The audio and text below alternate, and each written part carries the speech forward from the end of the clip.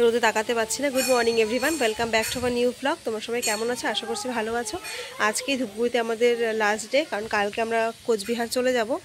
তো আজকের দিনটা একটু ব্লগ করি, কালকে করিনি কারণ পোস্ট করার ভীষণ অসুবিধা হচ্ছে ওয়াইফাই ছাড়া, তার জন্য ব্লগ শ্যুট করতে পারছি না। তো আজকে শ্যুট করে রাখবো, কালকে এটা পোস্ট হবে, কালকে কোচবিহার চলে যাব।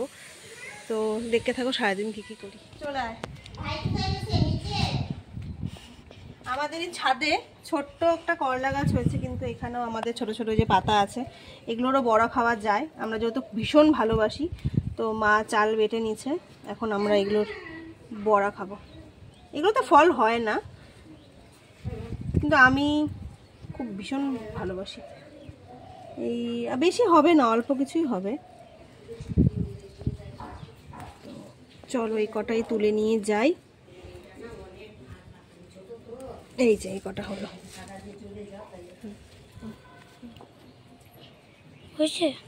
এই যে গেল, শুকিয়ে গেছে। এত রোদ, সকাল থেকে রোদ ছিল না, কিন্তু এখন ভালোই রোদ।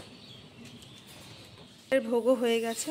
এই যে সবাই ভোগ দর্শন করো, ভোগ দর্শনে দুর্ভোগ কাটে। হ্যাঁ হয়ে গেছে। মা এখন আরো বড়া ভাজছে। ডাল, আলু ফুলকপির ডালনা, 5 রকম ভাজা। এই যে আমাদের গোপোষণা। নিজের বড় গিটার থাকা সত্ত্বেও বাচ্চার গিটার নিয়ে কে বাজায়?